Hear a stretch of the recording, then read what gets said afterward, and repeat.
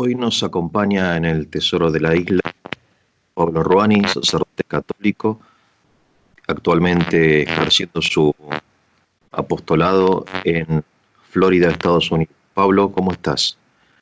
Hola Eugenio, buen día, ¿cómo te va? Bien, aquí estamos empezando una etapa hoy es 30 de junio y mañana empieza una etapa de mucho rigor en la cuarentena, porque en Argentina los casos se han disparado, como vos sabrás quizá. Entonces están tomando medidas más estrictas y claro, estamos todos un poco cansados, un poco nerviosos también, ¿no? Porque ya van, no sé, creo que 100 días van de cuarentena en la Argentina, es mucho tiempo, mucho tiempo. Ustedes allá entiendo que es más flexible, ¿no? ¿O no? Bueno, acá fue muy amplio el margen de cuarentena, depende del lugar y el estado en el que te encontrabas en Estados Unidos, ¿no? Pero nunca llegó a ser tan estricta como me parece por los decretos en Argentina, ¿no? Ahora estamos pasando también un nuevo rebrote aparentemente, pero hay mucha discusión acerca de eso porque yo estoy en un estado donde el gobierno ha tratado de minimizar la expectativa de miedo de la gente, ¿no? Es unas restricciones muy ligeras, se ha confiado mucho más en la iniciativa de la gente y los condados, cada municipio. Lo que está en serio control ahora es el condado allá de Miami, la ciudad de Miami, el área suburbana, eso sí, pero el resto de Florida, digamos, ha habido un incremento en los casos en la ciudad de Miami sobre todo, ¿no? Pero Claro. bueno, eso se discute mucho acá. Acá todo Sí, se sí, ve en términos políticos, esos temas, así que... claro. Es un año de elecciones también presidenciales, donde Ah, está muy, ¿no? un año muy particular, Muy porque particular. a esta altura del año, digamos, las primarias demócratas quedaron congeladas. Y Claro. quedó el candidato que iba primero, quedó allí, lleva 80 días sin hablar, y esa es la cuarentena que a todos les asombra. Dice, ¿por qué no habla este hombre? Y algunos dicen que no habla porque si habla se les cae el electorado. Sí, es una situación muy extraña, porque el Claro, claro. candidato que quedó es un hombre, tal vez sería el récord de candidato a presidente con la edad que tiene. Ah, mira. Ronald Reagan tenía la edad suya en el segundo mandato, Ujú. ¿no? Y todos sabemos que, bueno, Ronald Reagan terminó con Parkinson y otras cuestiones, pero su primer mandato estaba muy bien. Y este hombre se lo ve bastante averiado, ¿no? Claro. Sí, sí. Así que cuando empiece la campaña propiamente presidencial va a ser un show aparte. Claro, es un show también. Es política y show. Bueno, a mí me divierte. Claro, No por sé, eso. algunos le sube la presión, se enoja. Otra gente ni se entera, ni le preocupa. Dicen, No te olvides que en este país el voto es libre, ¿no? claro. Entonces hay un determinado número de ciudadanos que ejerce ese voto de manera más activa, que se registra, Sí, sí, sí. etcétera. Y hay un gran número de gente que por ahí vota, por ahí no vota. Y Claro, sobre eso se apuntan las campañas, ¿no? Eso marca una claro, diferencia grande con Argentina, ciertamente, en ese sentido. claro. Pablo, bueno, hoy quería conversar con vos y que me des tu opinión acerca de un movimiento emergente, como lo llaman hoy, que es una realidad, me parece a mí, mundial, eh, este concepto de un movimiento emergente, social, que también en la Argentina está presente como idea, ¿no? Llamado el Black Lives Matter. Yo no sé pronunciar inglés, entiendo que significa la vida negra, ¿no? La vida de los negros importa, ¿verdad? Exactamente, sí. Y me parece interesante como fenómeno sociológico y que reflexionemos sobre el contenido de esto. Yo sé que hay gente que lo ha tratado, ¿no? Vos mencionaste fuera de cámara a Agustín Laje, ¿verdad? Este, Ayer vi un resumen muy interesante de una presentación bastante acabada de lo que es el fenómeno de este movimiento, sí. Sí. sí, Muy recomendable. Black Lives Matter aquí en Estados Unidos comenzó a hacerse sentir tiene un doble discurso. Por una parte, parece ser una cosa espontánea de las redes con un hashtag de Twitter que sale Black Lives Matter y que se viraliza y espontáneamente mueve sobre todo a la comunidad negra, a los afroamericanos y a todos los jóvenes, a toda la gente envuelta en esa que es cada tanto, ¿no? En los Estados Unidos, en los últimos 50, 60 años, diría yo, es una etapa de la historia de la relación de los afroamericanos acá, de los negros, importante esa, en la época de los derechos civiles, ¿no? Al tiempo Sí, del sí. presidente Johnson y Sí, Kennedy. sí. Y Martin Luther King sería como la figura más reconocida de Claro, es ese la figura, movimiento. digamos, desde entonces hasta ahora es una etapa importante, pero que claro, ya hace un tiempo, en los 90, adquiere una característica distinta el modo en el cual se va difundiendo. Acá en las universidades de Estados Unidos, en la costa este y en la costa oeste, que son las más prestigiosas a nivel global, son las que vienen influyendo mucho en la cultura, en la sociedad, pero sobre todo en las clases más, digamos, con más acceso a la educación universitaria, ¿no? Estudiar en Sí, Estados Unidos implica una gran capacidad financiera para las familias, ¿no? claro. Se invierte desde que nace el niño en una cuenta para que pueda llegar al college, a la universidad.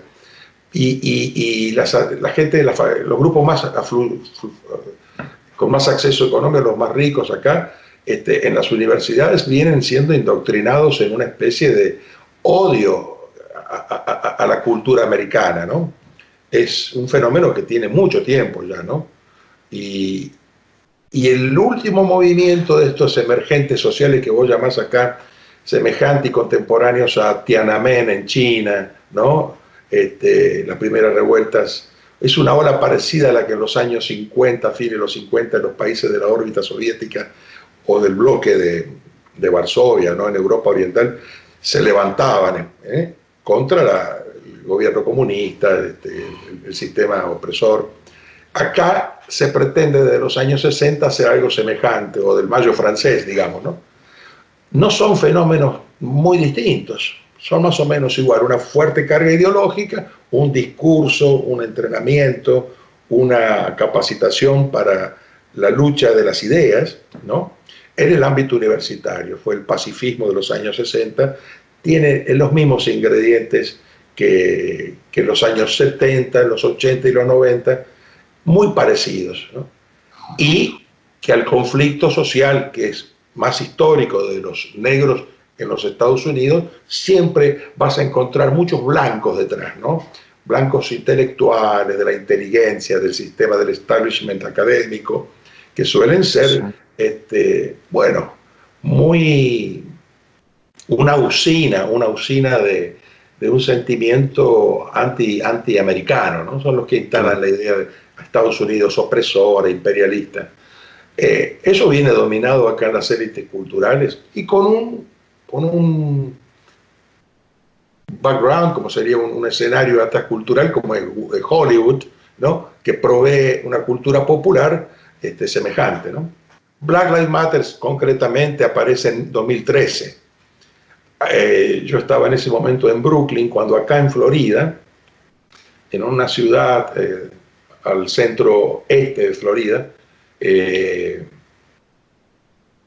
un joven negro de 17 años muere en un encuentro, en un altercado con un vigilante barrial, ¿no? Que se llamaba Zimmerman, y que fue lo que hizo explotar estos grupos y esta actividad de las redes sociales y luego en las calles, las marchas.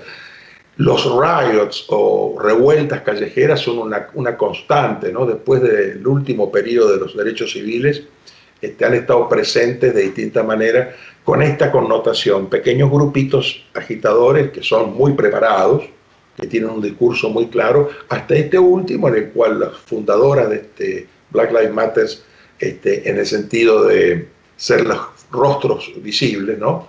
Ellos mismos lo manifiestan, ¿no? Lo manifiestan cómo están con un objetivo muy claro, una agenda política, ideológica, cultural, que llega a extremos muy asombrosos, que chocan mucho con el común denominador de la gente. Ahora, cuando pasó lo de George Floyd, que fue el policía con la rodilla en el cuello, que todo el mundo vio. Sí, sí. Obviamente una cosa ultrajante, una cosa abominable, condenable bajo todo punto de vista.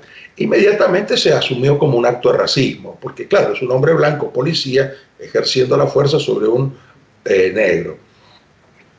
Mucho más no se habló del tema. Esa imagen fue un mensaje y a partir de ahí todo lo que sabemos que ocurrió, marchas y protestas pacíficas y rápidamente grupitos también tomando control de ciertos actos de vandalismo y violencia, etc.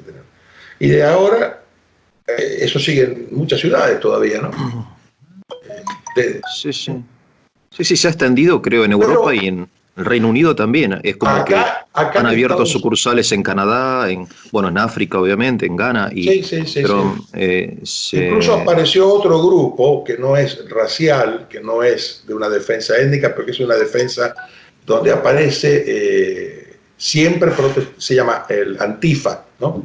Es un movimiento también sin cabeza, sin organización visible, pero muy presente en todos lados y rapidito, ¿viste? Como ¡pum! Viene de Europa y en Alemania sobre todo, se llama antifascismo, ¿no? Entonces ya acá está el discurso ya establecido. Fascismo, racismo, hombre blanco y inmediatamente la lucha, ¿no?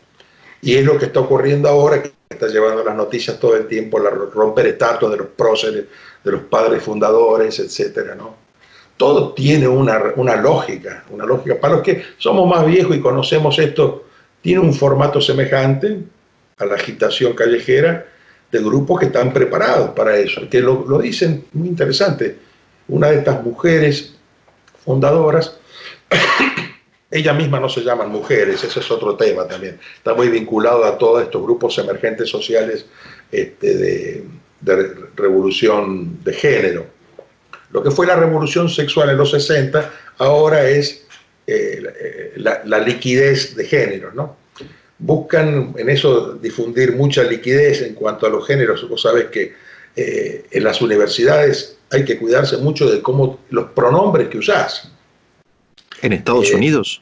Sí, sí, sí. Vos tenés que preguntar primero cómo es tu pronombre, ¿me entendés? La manera de introducirse. Entonces va a ser masculino, femenino o los 35 géneros que van descubriendo las ciencias sociales actualmente, ¿no? Que se construyen. Es difícil, ¿viste? Porque yo me imagino los jóvenes deben tener que prepararse mucho para ir al aula, ¿viste? Entonces se está estableciendo. Sí.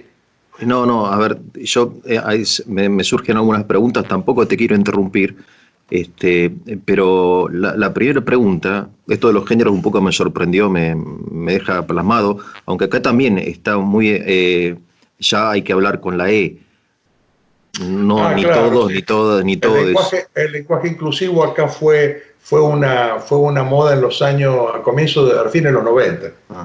Claro, claro. Pero yo quería entender un poco cuál es la estructura del problema. O sea, hay un problema real, que es el problema de la comunidad afroamericana, cuya historia es conocida, y bueno, los argentinos quizá no sintamos esto, pero lo vemos en las películas. Es un problema real, digamos, de discriminación, de segregación, que ha tenido un proceso y entiendo que continúa vivo. Y después, sobre ese problema real, que puede ser que sos negro, o que sos pobre, o que sos gay, o que sos, no sé, lo que sea, se monta una ideología como un parásito, vendría a ser, que lo utiliza, pero con un fin distinto. O sea, son dos problemas o dos realidades que una persona que no puede no advertir la diferencia y cree que realmente está defendiendo a la comunidad afroamericana, cuando en realidad lo que está defendiendo es más bien una ideología que hoy utiliza a la comunidad afroamericana, mañana utilizará a la comunidad hispana, o pasado mañana utilizará, no sé, a los pobres, o me equivoco. O sea, es un tema complejo, No, entiendo, si ¿no? uno habla de esto, que es el nombre de este hashtag y de este grupo de personas, ellos se identifican y buscan una identificación con el receptor con un mensaje así, que reduce muy fácilmente, como te hablaba de la liquidez en muchas otras cuestiones, ¿no es cierto?, la falta de determinación, la indeterminación de los géneros, acá es muy binario. Vos no podés ser sino racista o antirracista. Y entonces al Claro. racismo no se lo va a ver históricamente con toda su realidad humana, ¿no? Sino que se mira al pasado para suprimir la lectura que haya de este tema al pasado, no se debe hablar. El extremo más grande fue cuando quisieron romper la imagen de Abraham Lincoln, el monumento del fin de la guerra civil y del fin de la esclavitud, ¿no es cierto?, que es un monumento que los mismos afroamericanos, los mismos negros quisieron tener, ¿no?, como un hito histórico.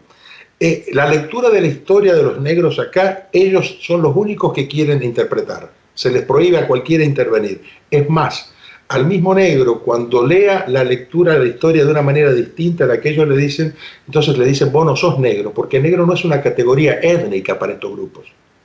Es una categoría de grupo y de ideas, ¿me entendés? Por ejemplo, cuando dicen Bill Clinton es un presidente negro, ¿eh? Eso pasó en los 90. Ya el discurso era ese. Y cuando se le dice a un negro que le dice, pero mira, yo voy a votar por Trump, lo voté y lo voy a votar de nuevo. Ah, vos no sos negro. ¿Entendés? Lo dicen Claro. con una total lógica. Porque si vos sos blanco, ya sos racista, no sé si me entendés.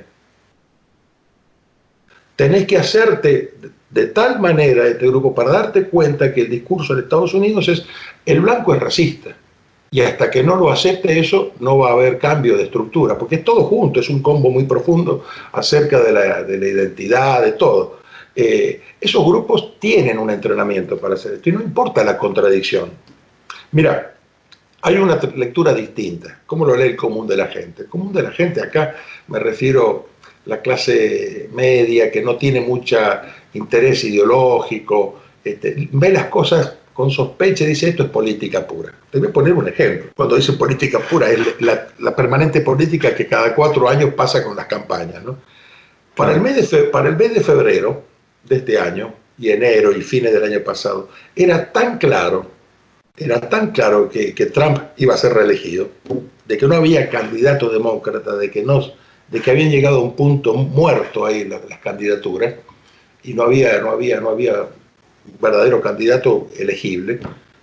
La gente leyó la epidemia como diciendo, claro, eh, ahora vienen justo a poner el palo en la rueda. El número de gente por la cual uno seguía en los números, las estadísticas, es esto. La gente, digamos, estaba inclinada más a reelegir por una cuestión muy sencilla, como suele ser siempre. La economía va mejorando, la comunidad negra estaba satisfecha porque este tipo había mostrado, a pesar de sus discursos en Twitter todo el tiempo, la fama, la imagen que se le presenta en los medios, que a nosotros nos ayudó, y la preocupante visión del Partido Demócrata de ver que ya llegaba a un 30% de aprobación en el electorado negro americano.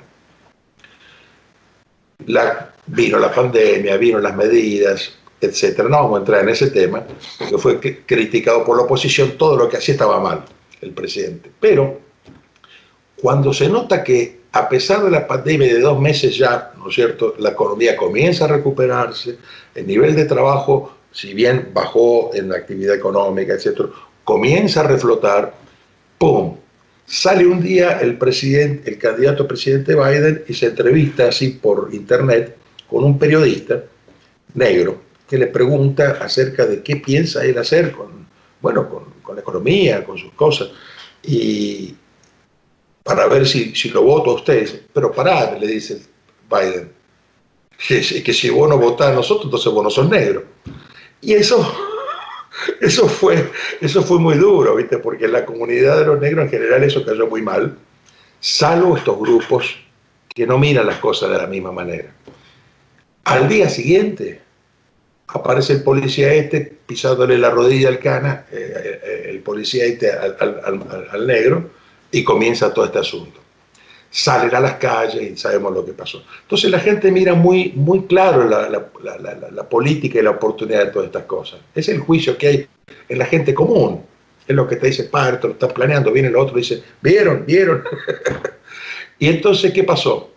Comenzaron a salir a las calles y todas las marchas y todas estas protestas están ocurriendo en las ciudades donde el alcalde o en los estados donde los gobernadores son demócratas.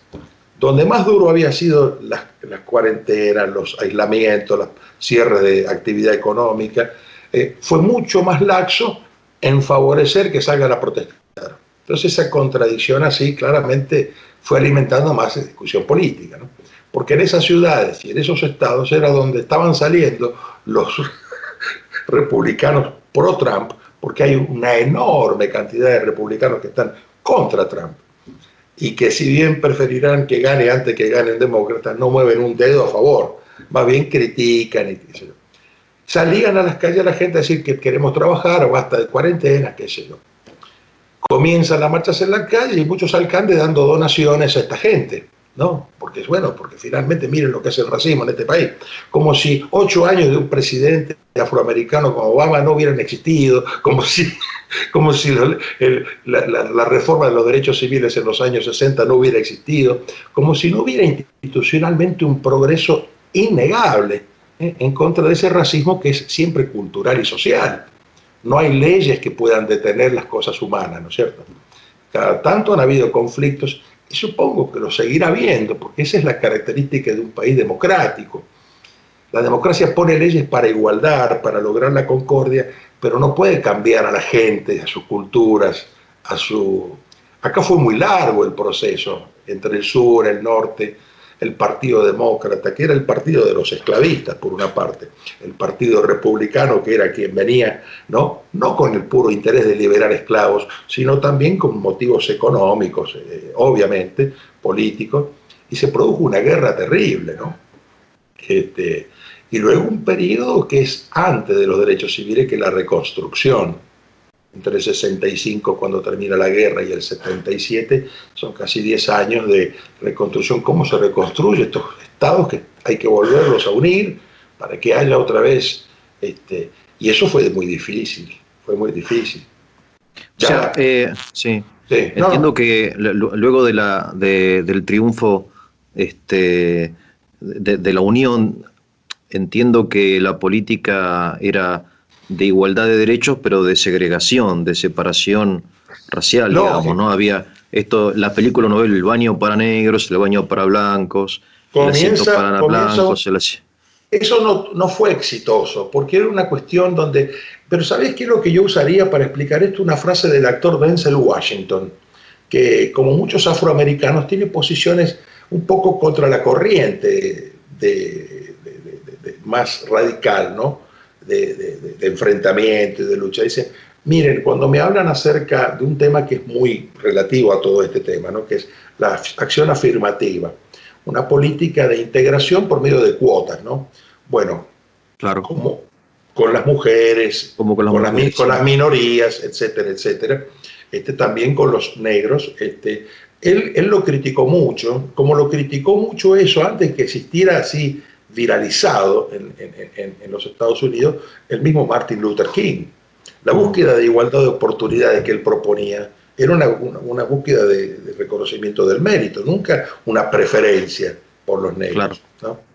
Porque ese cambio cultural que se produce allí, bueno, tiene sus etapas, yo te mencionaba esta. Se intenta, bueno, traer estos estados, vamos a la unión. Es un conflicto grande. Nosotros en Argentina lo hemos vivido también. No sé si se solucionó nunca en Argentina, federales y unitarios, ¿no? Pero acá se solucionó tanto cuanto es humanamente posible, bastante bien. Bueno, Denzel Washington, vuelvo a él. Le preguntan sobre eso y dijo una cosa que me pareció que lo resume clarísimo. Miren, el tema del racismo tiene dos aspectos. Uno es institucional, ¿no es cierto? Y el otro es cultural. En los Estados Unidos, como en ningún lugar del mundo, institucionalmente se ha trabajado para que esto se supere.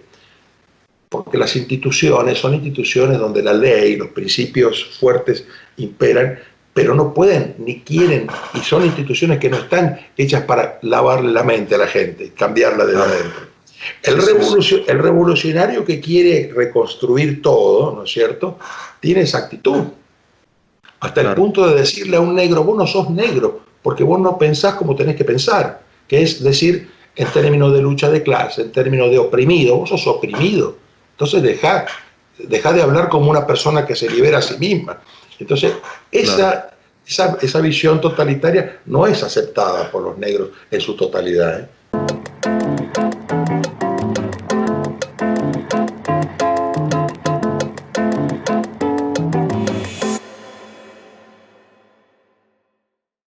Yo he visto algunos videos, algunos testimonios de negros que están muy en contra de esta radicalización, porque ellos quieren, como personas de bien y de trabajo, ingresar, o ya están, o bien ingresar a la clase media, vivir como cualquier americano, bajo la ley y con las oportunidades que tiene un americano, ¿no? Digamos, no quieren otra cosa. Su proyecto de vida está relacionado con el sueño americano y no con la destrucción de ese sueño. O sea, que trabajando uno progresa en el marco de la ley y puede vivir bien con su familia, en definitiva de eso se trata, ¿no? O de cambiar el mundo, no sé. Obviamente que eso para un negro no es igual que para uno que lo ve de afuera. Hasta cierto Ajá. sentido es comprensible cuando te dice, vos no sos negro, no podés entenderlo. Se entiende por qué lo Sí, dicen, sí, porque es un obviamente, sí, sí. conflicto que entre ellos también tienen, y Claro. hay una realidad política, histórica, que muchos tratan de ocultarla. Mira, una de las características de estos grupos cuando rompen estatuas es romper la historia. Claro. No quiere que la historia tiene que desaparecer. Está el que quiere hacer revisionismo y transformarla y reconstruirla de una manera ideológica. Y siempre ha existido un poquito de eso. Pero acá se trata, no vale eso ya más, ¿no? Por eso ir Claro. a las estatuas de Cristóbal Colón, a las estatuas incluso religiosas, ¿no? Cuando encuentran un Jesús que sea de color ojos claros, ¡pum!, a romperlo. Porque en el fondo se trata de una lógica muy diversa, ¿no? En cambio, las otras luchas en los años 60 todavía tenían un contenido de base común, que es Sí. la igualdad ante la ley, la igualdad ante el creador. Acá la religión cristiana ha sido fundamental en la vida de los negros.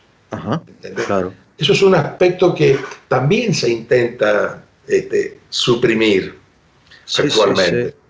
Sí, sí, de hecho, bueno, Martin Luther King, entiendo, era pastor, era Sí, predicador y muchos de sus compañeros lo era hacían, ministro, sí. esto era ministro y lo hacía en nombre de Dios y los grandes discursos, el famoso discurso Yo tengo un sueño, etcétera, siempre está mencionando la Biblia como fuente de igualdad entre blancos y negros, Era, el origen, digamos, sobrenatural. En cambio, estas personas creo que se identifican más con, no sé, con las panteras negras o con algún otro, o sea, rechazan el fundamento religioso de la igualdad, creo, ¿no? el fundamento en las cartas de la cárcel que escribió en Alabama va mucho más amplio todavía. Es una visión católica de la historia y de la ley, porque él cita a Santo Tomás de Aquino, Ah, ¿no? no sabía eso. Mira, Sí, el derecho ajá, natural,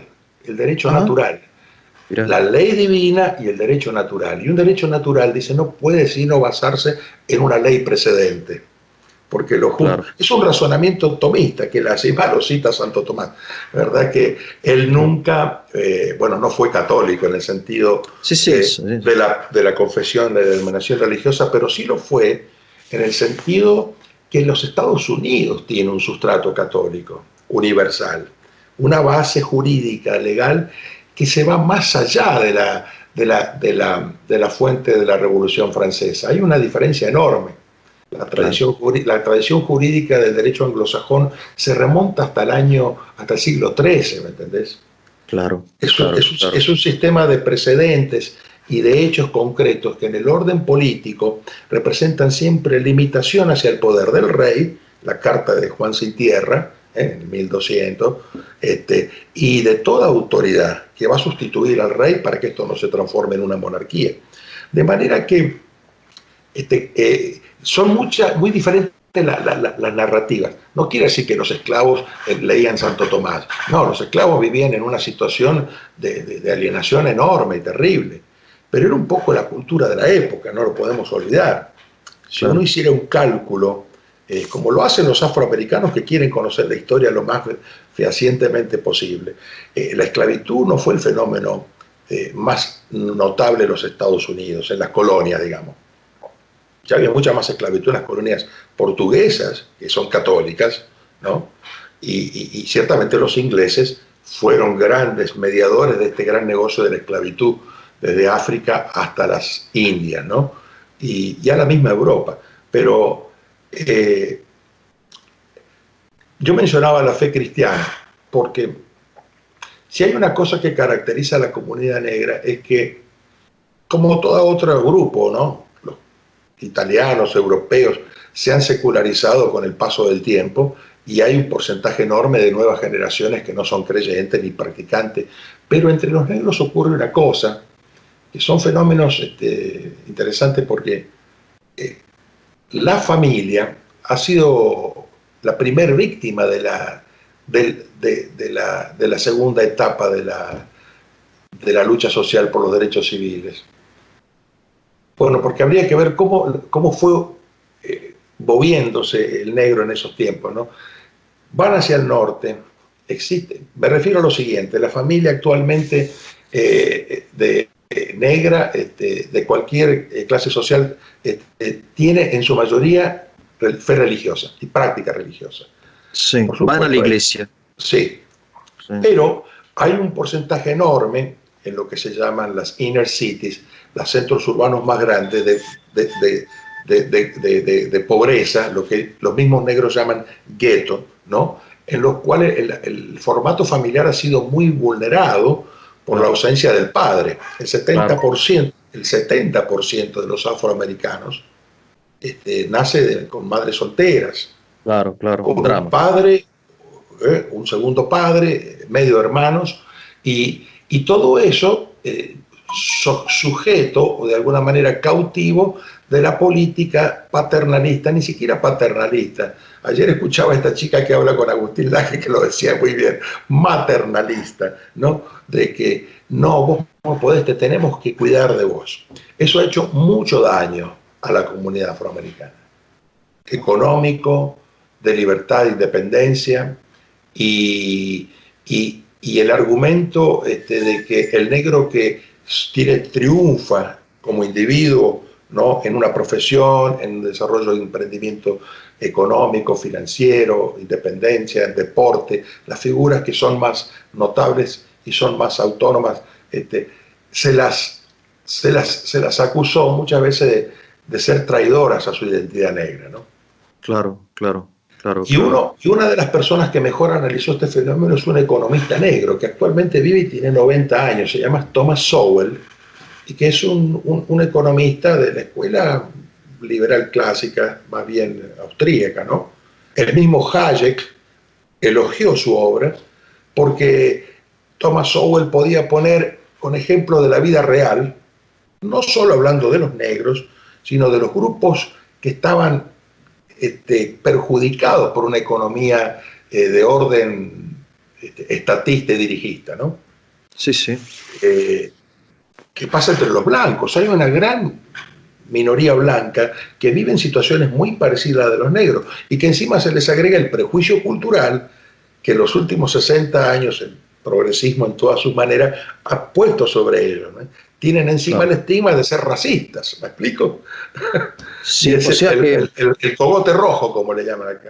O sea, lo que dice esta chica en su diálogo con Laje, a ver si entiendo bien, el Estado considera a estos negros personas, digamos, que como niños que necesitan ser protegidos, que no pueden hacer una carrera, construir un futuro sin el aporte del Estado, digamos, supongo que serán subsidios, algo así como hay en la Argentina. Una es la cuota. Hay una cuota. La affirmative action, acción afirmativa es una cuestión que se fue legislando, que las cortes federales, que los juzgados, la justicia ha ido implementando y haciendo una obligatoriedad en las instituciones académicas, de trabajo, laborales, ¿no? Entonces, la idea de que al negro se le despojó tanto que hay que darle más ahora que es lo que se le da a un blanco. Así de sencillo. una claro. retribución proporcional. Aunque no tenga el mérito, aunque no tenga el No, la mérito, idea es que la idea de mérito ya está muy cargada actualmente de racismo, ¿me entiendes? ah, Ya, sí. A eso se refería Denzel Washington. claro, Imagínate, un hombre que opina así en Hollywood, si es negro y opina así, ya no es negro, ¿me entendés? Siguiendo el claro, razonamiento de Biden, el candidato a presidente. Y, claro, y eso produce mucho enojo en la comunidad negra. claro, Porque claro. la gente la mamá que ha visto ver a sus hijos tener que luchar porque no tiene al padre, y no tiene al padre porque se ha promovido esa situación. Hay formas de promover la vida familiar y formas de promoverla aparentemente que la van minando, ¿no? Claro, Qué sé yo, muchas veces en muchos sitios y en algunos países se promueve que las familias tengan hijos, pero se sabe, y eso es estadístico, que una familia sin papá y sin mamá no es la misma familia, que el claro, niño no va a tener el mismo rendimiento escolar, no va a tener la claro. misma conducta. Y entonces con la idea de ayudar a estas mamás que tienen hijos, por Sí, una parte se les ayuda, sí, y entonces se va creando un hábito y una dependencia a la cual hay que adjudicarlo principalmente en los últimos 60, 70 años, 60 años, pero después de la guerra hubo ya un comienzo de esto. Es el Partido Demócrata el que hace el gran giro, ¿me explico? ajá, Por eso se le llama la nueva plantación. Thomas Sowell hablaba, y otros también, en el ámbito de la justicia. Tenemos un juez en la Corte Suprema como Clarence Thomas, que es católico y que es negro, y que es uno de los que mejor ha argumentado en distintos casos acerca de cómo cuando la teoría racial queda en manos de élites de intelectuales hay que tener mucho cuidado, dice en un fallo este juez. porque, porque normalmente hay una ideología que distorsiona las cosas y con la idea de venir a ayudarte te está haciendo mucho daño. Y quienes se dan cuenta de eso están ahora activamente trabajando para que estas elecciones eso no siga igual, ¿no? vos Y mencionaste, eso preocupa al Partido Demócrata. vos mencionaste en una entrevista anterior a un negro que está haciendo o ha hecho en Florida un trabajo excelente preocupándose de estas personas en una situación de carencia. No me acuerdo cómo era el apellido, que vos lo mencionaste, una persona que puso Trump, Yo ¿verdad? mencioné, sí, él es de Detroit, es del norte, de Ohio. Sí, Él es el famoso, ya era un hombre muy prestigioso cuando se presentó a las internas del Partido Republicano, llamó la atención.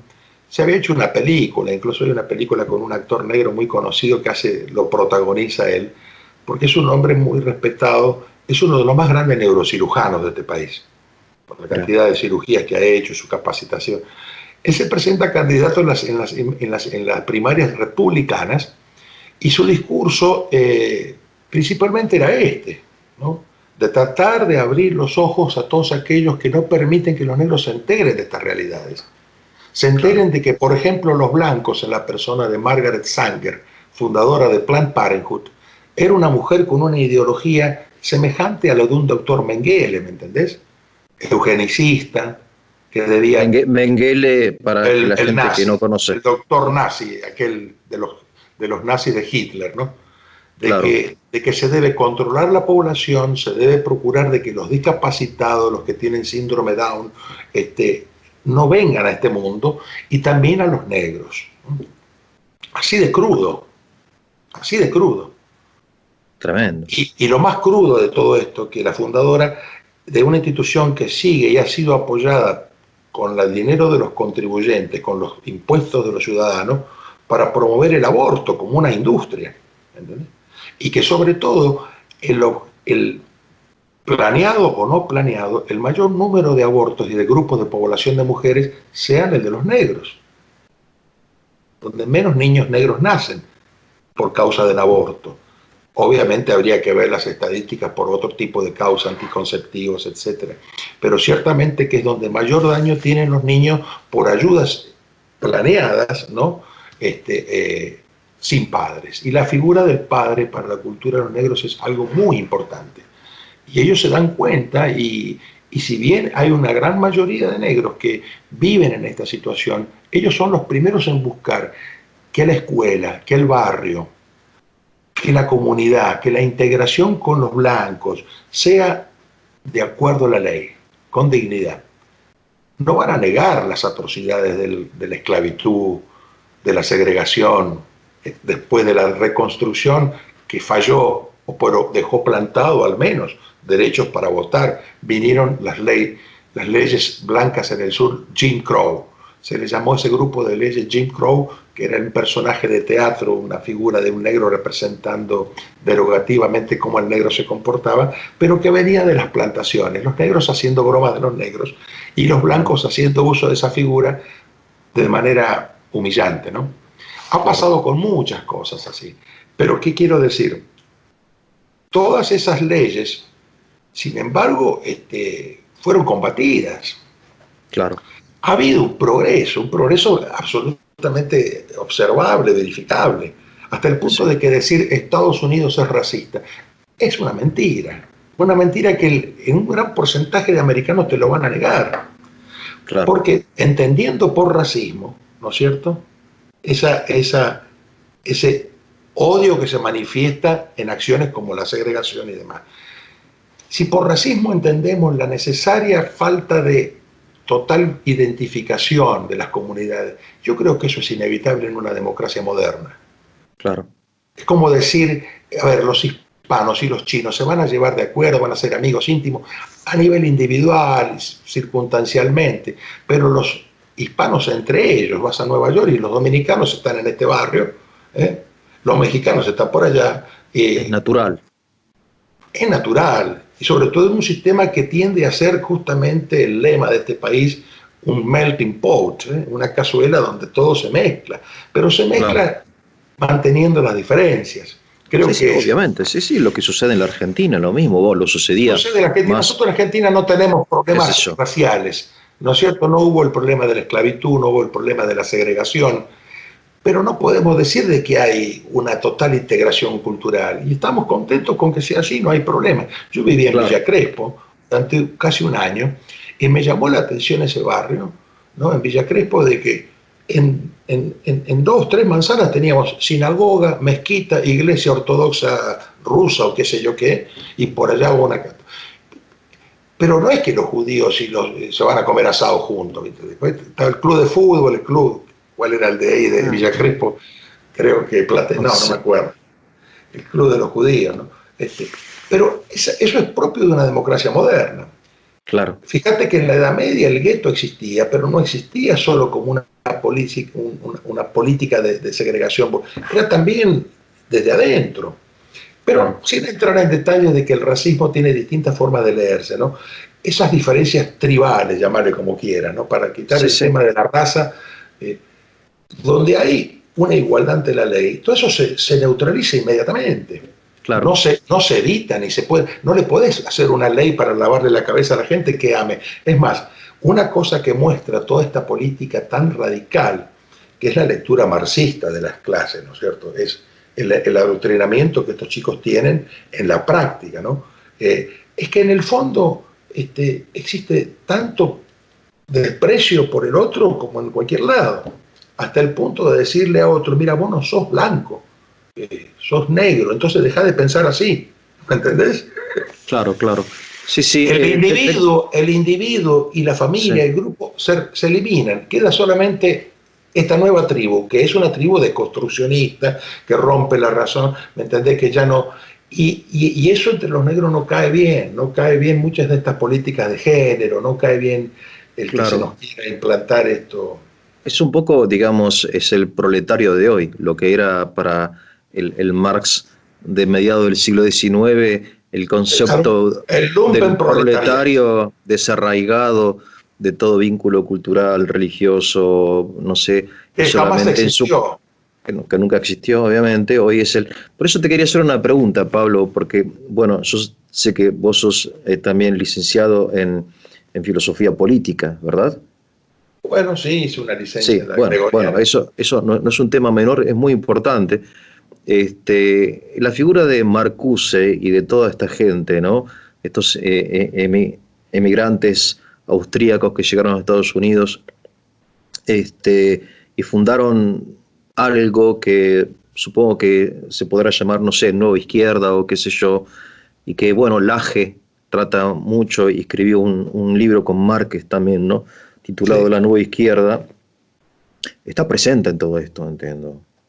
Bueno, sí, no cabe duda. Mirá, si hay una cosa que es cierta y que me parece que este muchacho Laje lo muestra muy bien, las ideas tienen consecuencias sociales. La lucha política es una lucha de ideas.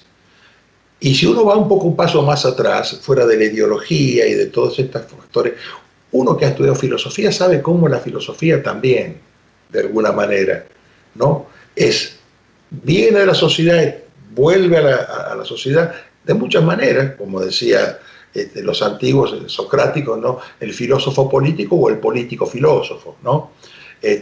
La figura por la cual en la ciudad ese discurso es peligroso y tiene que ocultarse, pero tiene que influir, ¿no? El experimento que Platón hizo mismo de ir y meterse en las cortes en Siracusa, en Sicilia, ¿no? Y en otros lados, y bueno, porque tenía una visión del orden político que está obviamente basado en principios, en ideas, en universales conceptos o abstracciones que luego se encarnan, no son neutrales, ¿no?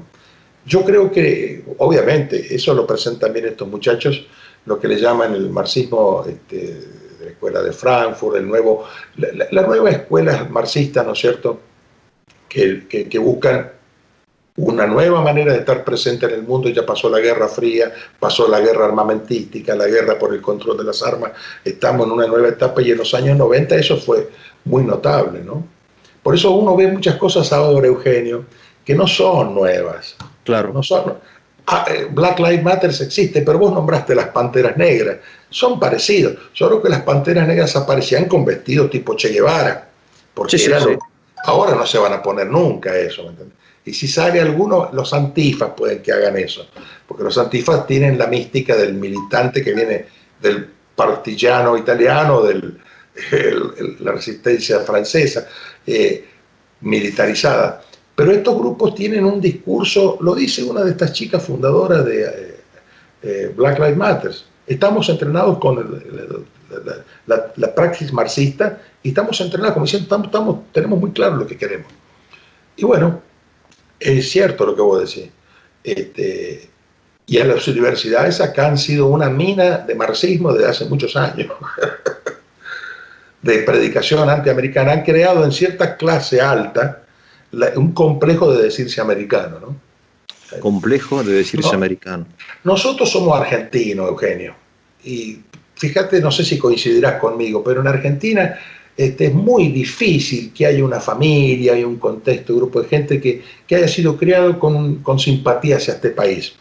Yo creo que cualquier familia, pobre, rica, clase mediana, peronista, nacionalista, católico, qué sé yo, radicales ni hablar, en la leche materna ya viene acá un prejuicio contra Estados Unidos. Es muy difícil desembarazarse de eso. Hay un prejuicio claro. Ahora, uno de los grandes promotores de esa imagen de Estados Unidos sale de Estados Unidos y de sus universidades, ¿no? Claro.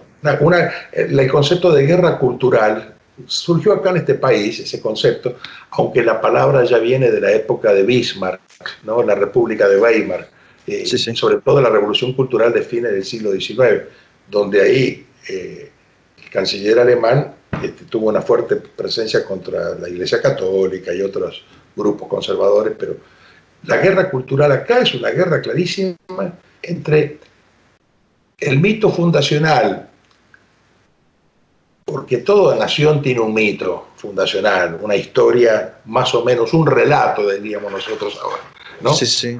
Qué sé yo, los Kirchner plantaron un relato, parece que todo comenzó con ellos, ¿no es cierto? Siempre en general empieza con nosotros, el grupo que llegó al poder, ¿no?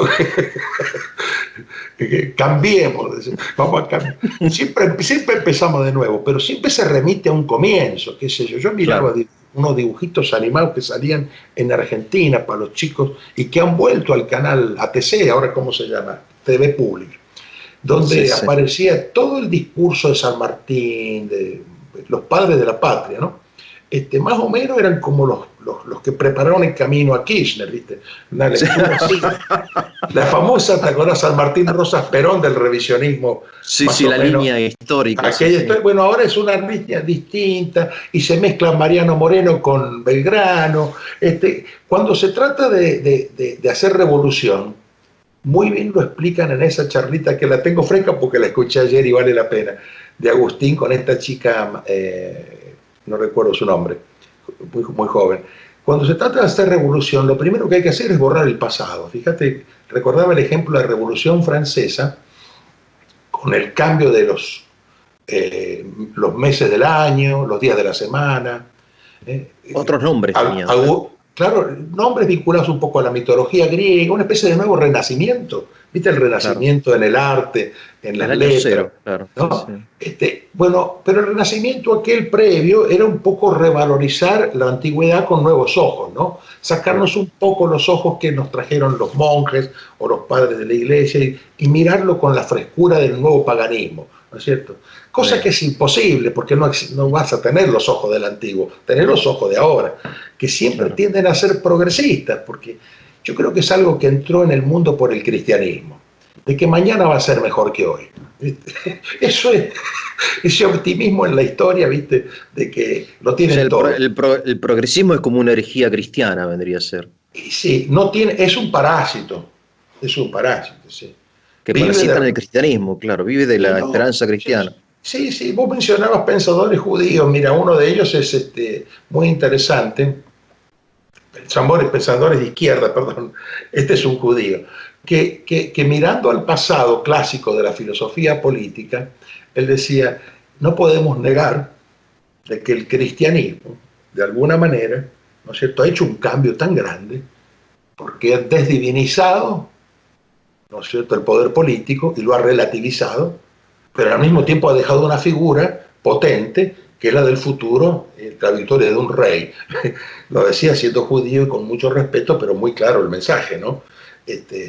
Eric Vogelin, un protestante, tiene unas obras muy interesantes sobre la filosofía de la historia y cómo afirma exactamente igual.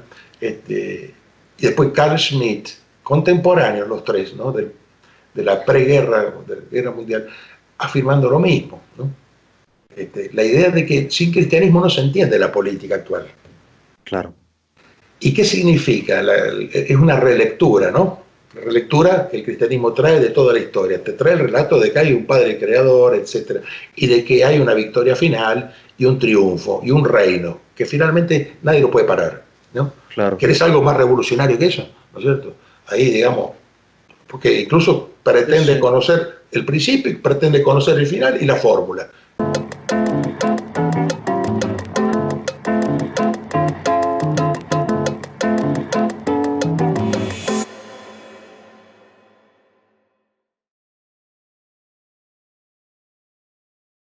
Dalmacio Negro, que es un pensador político español muy, muy importante, me parece, él dice que la única revolución que existió fue la de Cristo, la cristiana, la auténtica y única revolución, y lo demás son este, nada, o consecuencias, o parodias, Sí. o reacciones contra esta revolución, pero el cambio real, Y vos, yo no sé explicarlo bien porque yo no soy un filósofo, pero la idea era por ahí. pero fíjate vos, esa dualidad de lo temporal y lo eterno, en la comunidad afroamericana se ve con mucha claridad. El otro día escuchaba un comentador diciendo, nosotros no tenemos que mirar, vamos a concretamente bajar otra vez a lo electoral, porque eso es lo que anima los intereses de la gente. Claro, La gente claro, no discute por ideas o por libros, ¿viste? Discute por lo que va a pasar en noviembre. claro, claro, claro, Y para ambos bandos es fundamental. claro, Si gana Trump, toda esta gente dice sonamos. Vamos a tener que claro, seguir haciendo lío, pensemos qué nuevo lío le vamos a hacer. Porque claro. entre paréntesis, Black Lives Matter estuvieron muy activos, igual que ahora, con menos cubrimiento de los medios en los primeros 3 meses de Trump. En Claro. Washington y en muchas ciudades, haciendo marchas, agitación, etc. O sea, no es tan Pero espontáneo como pretende ser. no lo es. No lo es. No es espontáneo, no. Nada es espontáneo en una campaña electoral. Tampoco Claro. lo que el presidente hace cuando va y decide ir a un encuentro. Dice, vamos a llevar 1 millón de personas. Esa lucha cultural ya existe, esa grieta ya existe, y Claro. lo están usando los dos. Ahora, llegado el caso, todos dicen, bueno, pero ¿a qué lado nos ponemos? Y entonces, Claro. mucho con respecto a esto de lo religioso y de lo temporal, muchos de estos negros que están muy activos en su ministerio evangélico, ¿no? Que se sean capellanías de cárceles, no dejan ni un segundo de ocuparse de esto y dicen, el otro día escuché una de las cosas más interesantes. Dice, nosotros, la dijo Ben Carson, de quien empezamos a hablar y no terminamos de mencionarlo, el ministro de Vivienda Claro. y Urbanismo de los Estados Unidos, que puso secretario de Vivienda y Urbanismo, que es el neurocirujano. Trump lo nombró. Muy interesante su historia electoral, porque lo digo rápidamente para retomar y dejarlo a Ben Carson por un lado. Pero una persona muy interesante que va a tener mucho que decir en estos meses. Cuando él se baja de la campaña, entonces, qué pena. Dice, bueno, yo sé, a mí me querían todos, pero no me votaba nadie. Porque su campaña era una campaña testimonial que atraía la empatía de todos, ¿me entendés? De aquellos que son más hacia la izquierda, porque buscan, bueno, esa justicia Sí, entre claro, las sí, sí. minorías, y sobre todo de los conservadores que decían, bueno, este es un tipo con principios, a veces es pro vida, es pro familia, pro matrimonio, sabe que ahí está la clave. Si se logra defender eso, va a haber barrios, vecindarios más fuertes, la escuela, la policía, todos van a colaborar y en el respeto a las leyes, pero se va a progresar de verdad. Claro. Y bueno, se baja. Al día siguiente, a los pocos días, cuando uno se baja de las primarias, habían 16 tipos ahí, ¿no? Que lo quisieron bajar a Trump y no pudieron.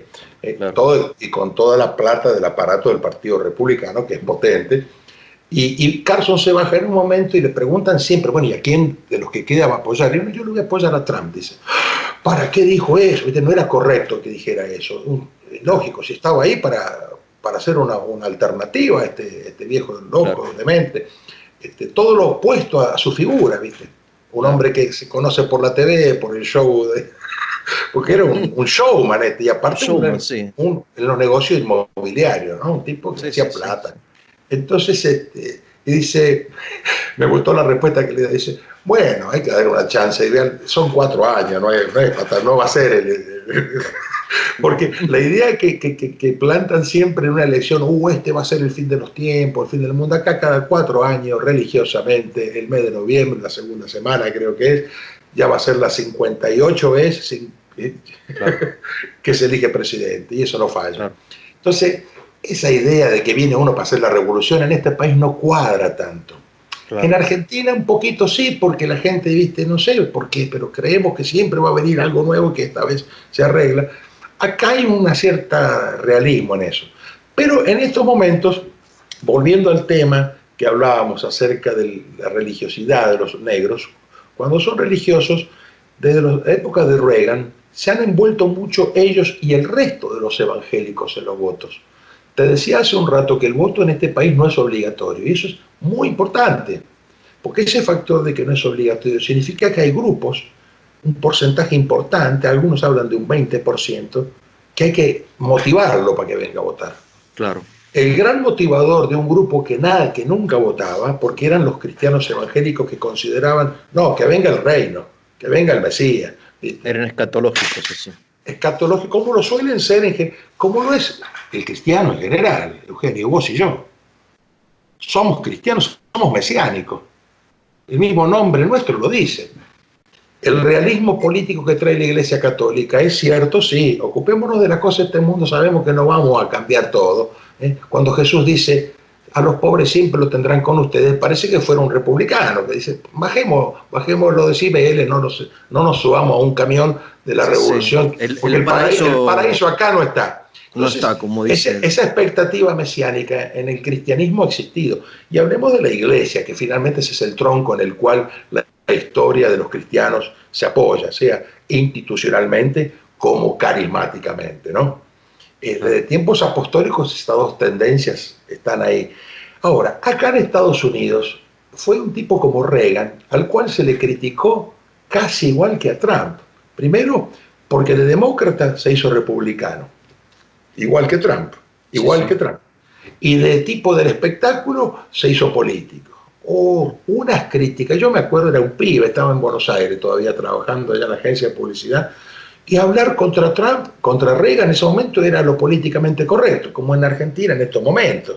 Si te encontrás con gente más o menos de culta, ¿no es cierto? No pueden nunca haber un elogio a Trump, no. Es imposible, aunque en lo secreto, como viste, pasa muchas veces, diga, sí, ojalá hubiera un tipo que dice esto que nadie quiere decir. Pero se maduró tanto esa comunidad con Reagan que salieron a votar. La guerra cultural los envolvió y no se bajó de ahí. ¿Sabés que ese electorado sigue estando ahí? Acá le llaman el gran cordón del cinturón bíblico, ¿no? Porque es todo un área que abarca desde Washington hacia el sur, electorado que antes no salían a votar y que ahora votan, y son conservadores, y que tenían sus más cercanos coetáneos, el votador de cuello azul, como se le llama, el trabajador de clase media, media baja, que votó por demócrata mucho tiempo y que hasta Trump cambió todo. ¿Entendés? Trump le sacó mucho voto a esa gente, a los demócratas, y sobre todo al norte, ¿no? Y entonces ahora entre los negros preocupaba mucho. Yo recuerdo, porque es una experiencia propia que tuve de ir leyendo diarios y noticias de cómo el voto negro podía romper un récord con Trump ahora en noviembre. Pero viene la cuarentena y luego viene George Floyd y la rodilla en el cuello. Claro. Hay quienes no se compran ese producto, claro, pero hay otros que sí, y siempre acudiendo a la sensibilidad, ¿viste? Y es terrible, claro, vos ves la imagen del policía blanco sobre el cuello de Floyd y realmente te espanta, pero claro, de un hecho así particular uno no puede sacar una ley universal, ¿no?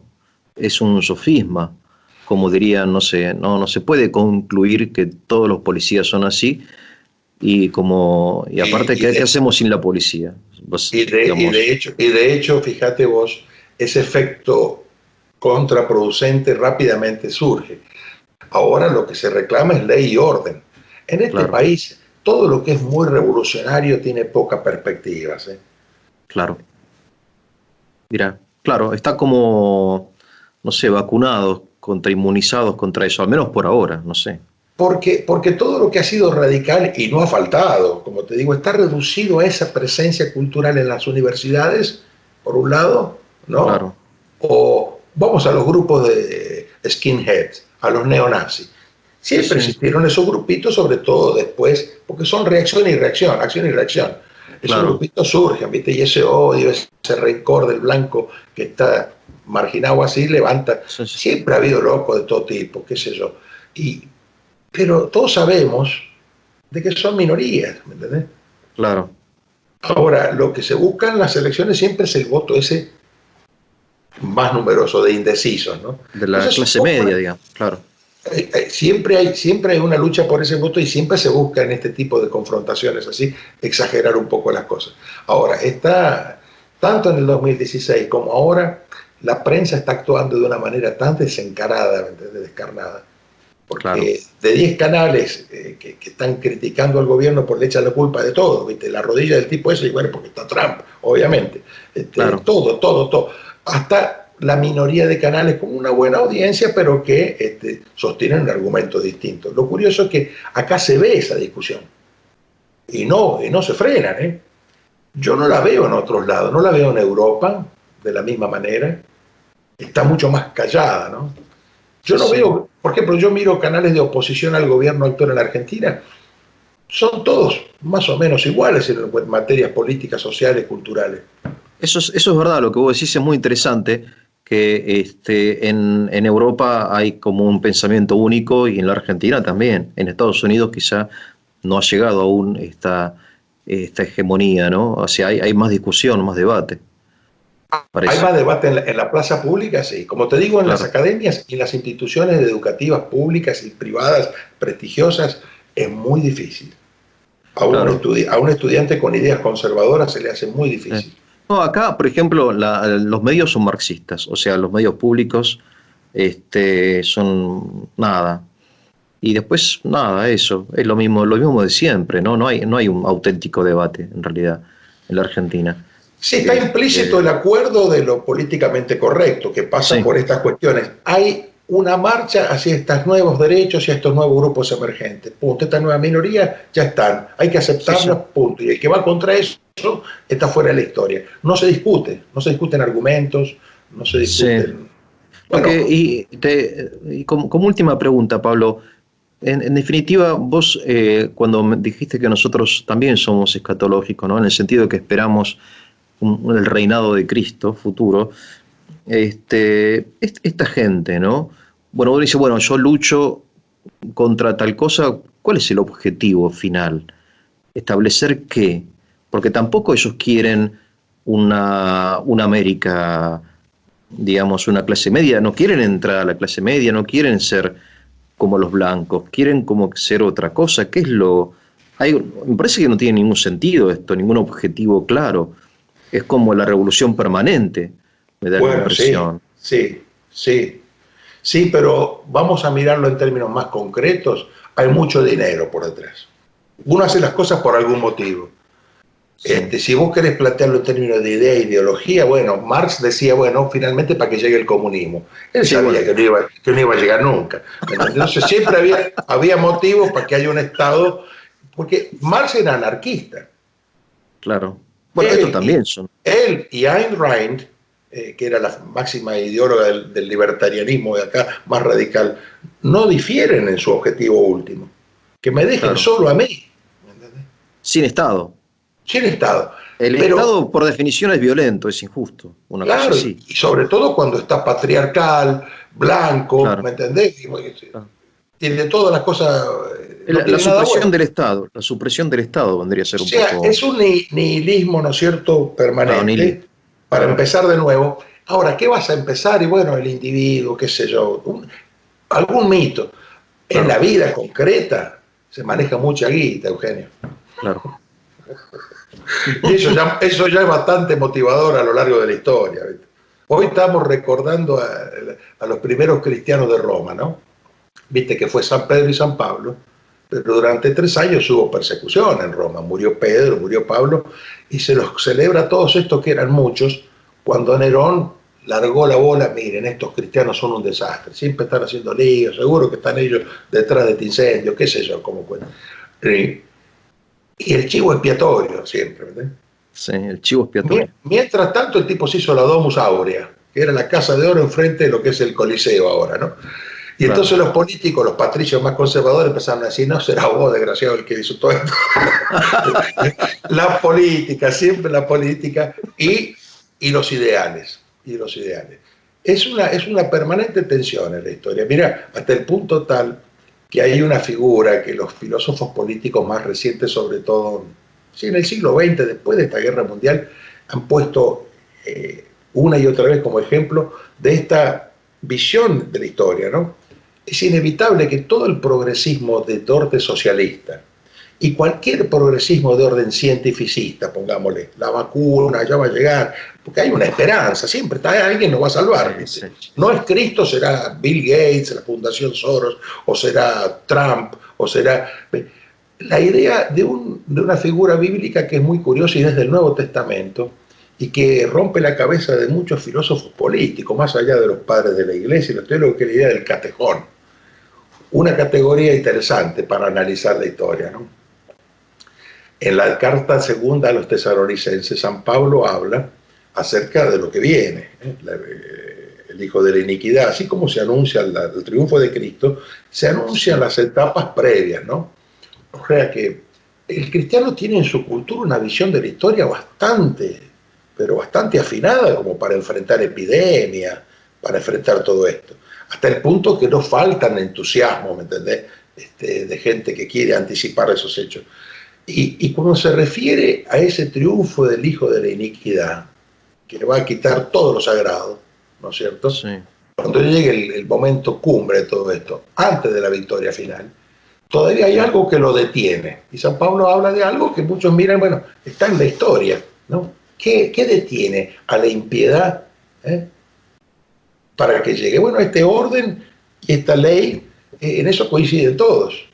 ¿El catejón qué significa? Porque es una palabra obstáculo, entera. lo que frena, Ah, obstáculo.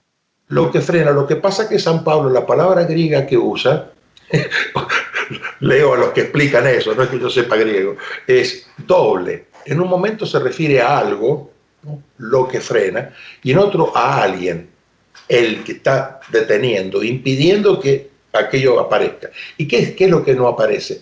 Ese caos total. Uno podría leer en términos de caos y orden un poco lo que está pasando en el mundo. ¿Quién postula orden? ¿Y quién postula caos? ¿No? Estamos como el Agente 86. ¿Te acordás? La serie aquella. Sí, sí, sí, sí. Sí, yo, Pero, Pablo, siempre pienso, ahora, sí. ahora te dejo porque me parece súper interesante, pero quería decirte una cosa, que yo creo que un orden imperfecto es mejor que el caos, aunque sea imperfecto. Esa ha sido la actitud de la Iglesia siempre, de los cristianos, digamos, de a Claro, pie, y de los grandes doctores y padres de la Iglesia, desde San Agustín a Santo Tomás, el sostener el orden temporal como lo que es temporal, pero con un fin imperfecto. particular, y por supuesto que es imperfecto, lógico. Por eso todos esos Claro, lemas, basta de pobreza, pobreza cero, todas esas cosas no van en la mente de una persona realista, ni en el común de la gente. La gente no se cree eso, ¿me entendés? No claro. prometas promesa cero, prométeme otra cosa. Este prometió un muro y ya lleva 400 millas construidas, ¿viste? Prometió que bajaba las tasas y las tasas bajaron. Y bajaron los impuestos. Y la gente mira el fin de mes, la cuenta del banco y la cuenta de ahorro, vamos para arriba. Entonces, por eso va a tener votos, ¿me entendés? Ahora, este Porque catejón vendría a ser el orden temporal, digamos, en la mentalidad de San Pablo. ¿San Pablo lo explica qué es el catejón? Porque no lo explica, lo deja como ah, una gran incógnita. la deja picando.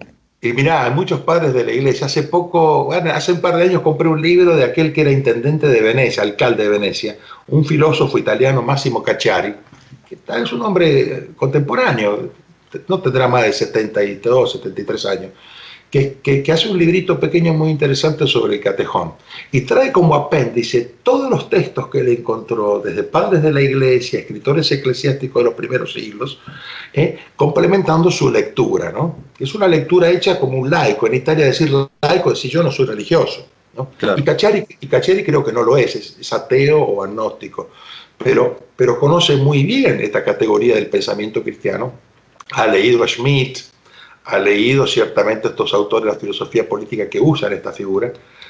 Paul Agamben es otro que recientemente está comentando esta figura. Bueno, y muchos lo vinculan al Imperio Romano, Sí, sí, a, eso me acuerdo en el a, seminario se hablaba de eso, sí. a la misma ley, a la Iglesia Católica como institución, ¿no? Claro, Fíjate que claro, el corpus jurídico de la ley de la Iglesia es fuente de derecho también, ¿no? claro, claro. Esa mezcla del mundo germánico, del mundo latino, el derecho canónico, pero la Iglesia como tal, ¿no es cierto? Como eso está algo. Pero eso son muy divergentes las opiniones y depende cómo lo expliques, ¿no? Pero vamos a poner un ejemplo. En Nomos y Tierra, un libro de los últimos de Schmitt, por lo tanto después de la guerra, después de que estuvo en Sí, cárcel, etc.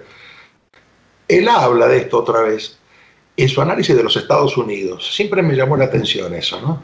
Porque él está haciendo como filósofo jurídico, que es filosofía de la ley, es su especialidad constitucionalista, un análisis de la realidad después de la Segunda Guerra.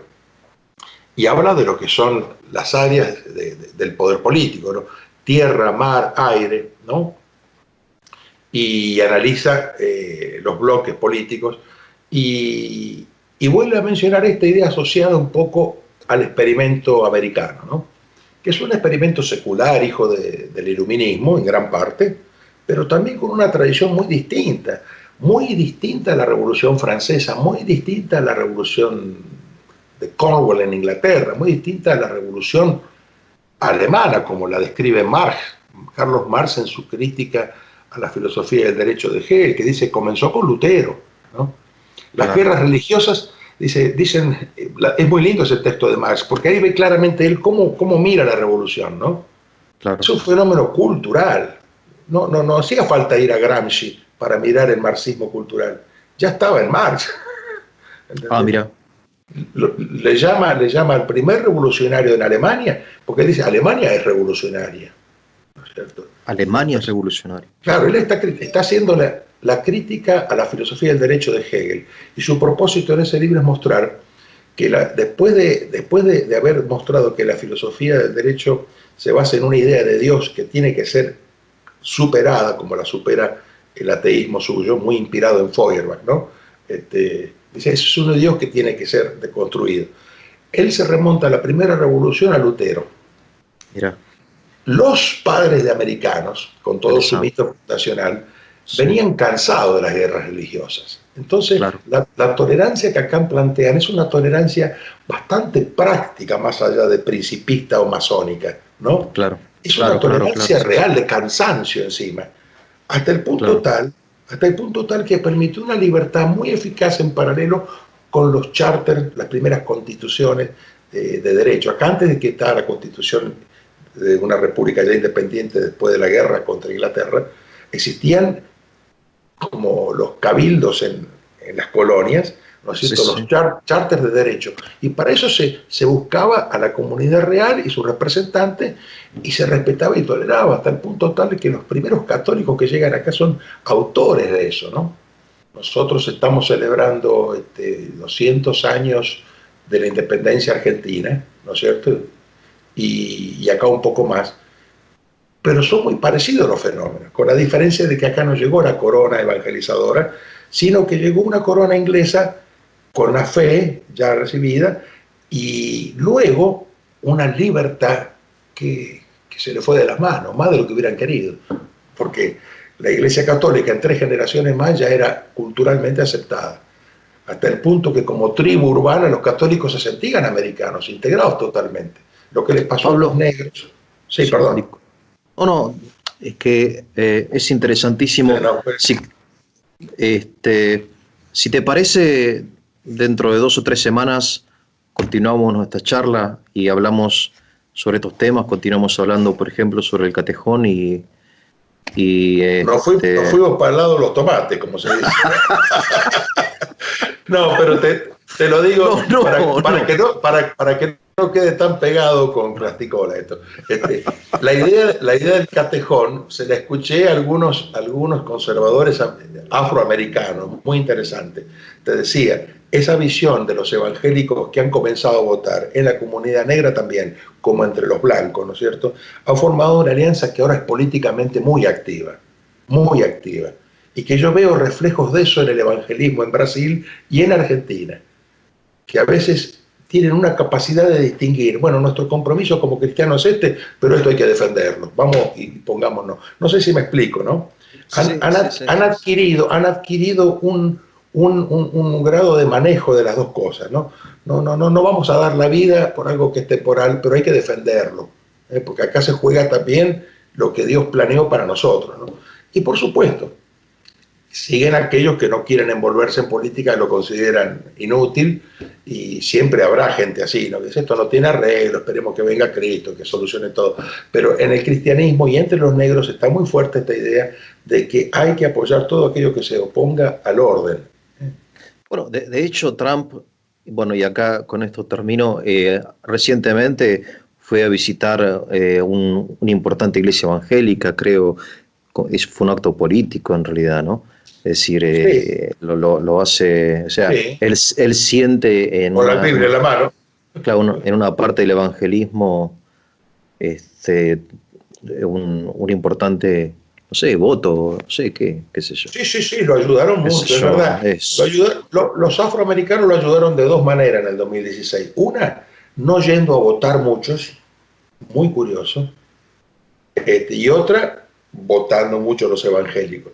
Pero te quiero recordar que pocos días después hizo una visita al santuario de San Juan Pablo II en Washington, de la arquidiócesis de Washington, y fue muy criticado también, pero por los obispos católicos. ¿En serio? Sí, ¿Por qué? porque les parecía una manipulación y un uso político de su visita, él y su esposa, a rezar en el santuario dedicado al Papa Juan Pablo II, ¿no? Son paradojas, ¿no? la iglesia también está muy marcada y dividida acá. Hay dignatarios eclesiásticos, obispos, que son absolutamente encuadrados en contra de todo lo que sea conservador, tradicional, etc. Y se envuelven en eso de una manera abierta. El arzobispo de Washington lo dijo públicamente y fue muy criticado por los católicos, ¿no? Porque acá los católicos, como te digo, esa grieta existe y se expresa, no se anda ocultando, ¿me explico? Sí, sí, acá es muy difícil que los laicos comprometidos critiquen abiertamente a obispos, ¿no? Hay como una... O sea, hay una crítica, pero en general no se hace pública. Bueno, salió Claro, no hay público, no. Sí, sí, lo sé, lo sé. salió pública después la carta que le envía el arzobispo que fue nuncio acá y que es muy crítico Sí, del sí, Papa sí. Francisco. Sí, sí, lo hice. Y él en el Twitter dijo, agradezco mucho al arzobispo Viganó lo que dice de mí. Y Sí, sí. Viganó hace un discurso catecóntico en su carta, más o menos. Sí, En sí, el sí, sí. sentido, lo queremos a usted, señor presidente. Sí, sí, sí. Porque representa el orden, sí, sí. ¿Ah? En Te fin, mando, temas te mando, para... seguimos otro Gracias. día. Dale, Eugenio, un abrazo. Chao. Chao.